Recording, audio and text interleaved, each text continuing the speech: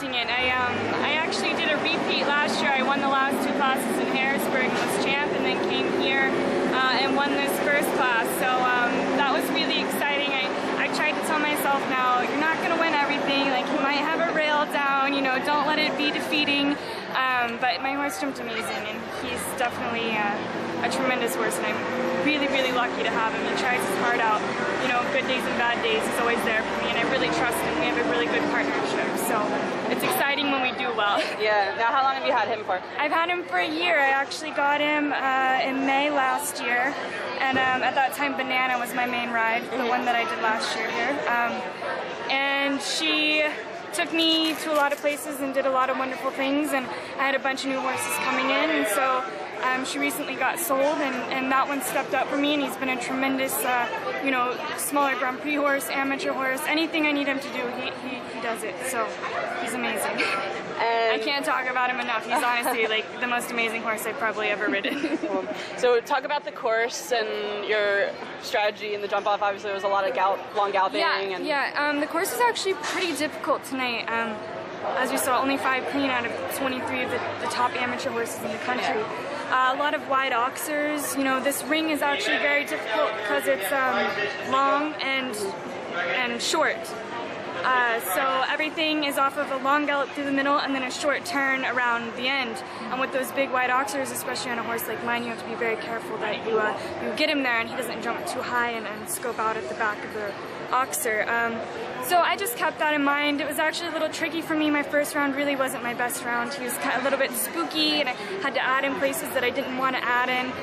The outside line, that was the 4, you really had to ride the 4, so you wanted to catch a good vertical coming in, so you weren't pushing your horse at the last second, which I didn't do. So he really helped me out, and to the triple too was the same exact ride. He really helped me out in a lot of places that I personally should have ridden a little bit better, but you know, even going from Harrisburg, which is a decent-sized indoor ring, to one like this, you're kind of, oh gosh, like you have to be very accurate. And he's big too.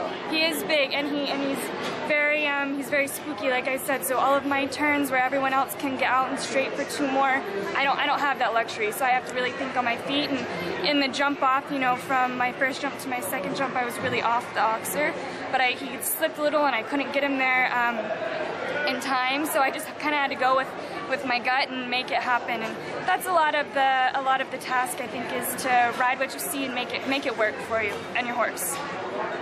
And what's it like for you with barn night and having all the kids cheering you on and everything? Does that kind of get you so much fun, and they're so cute, and they're screaming for you and yelling for your horse. And the one girl down there was so, I was like, to have my ribbon, like she was the most adorable thing ever and cutest thing. And then, you know, to get a big crowd out, I mean, that's nice, especially for amateurs, because a lot of people come for the Grand Prix and like the really exciting stuff.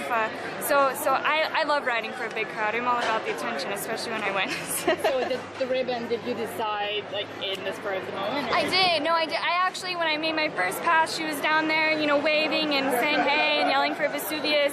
When I came around again, I was like, you know what, like, I've won enough blue ribbons. Like, she should have it for something fun to remember by, and hopefully she'll come back next year. So. And where are you from? For people who don't know you. I'm originally from the Woodlands, Texas, which is right outside of Houston. I have a farm in Wellington, Florida, and also in Lexington, Kentucky. So. You train with Kent. I train with Kent. Yes. So how's that?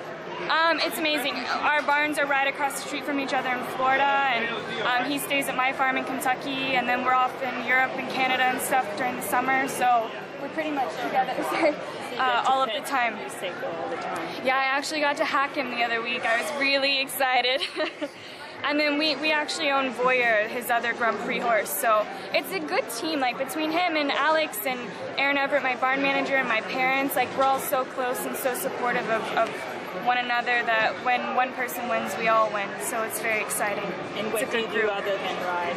That's it. So this is your... That's it, yeah. I went to TCU, I'm 25 now, so I devote all of my time, sun up to sundown, to riding and being around the horses as much as I can in the schooling ring, helping Kent, you know, school his horses, lesson on mine, and just, I think being around it helps you learn and helps you become a better rider. You know, you can only do so much when you're on the horse, so you have to learn as much as you can from experience, is what I think. So.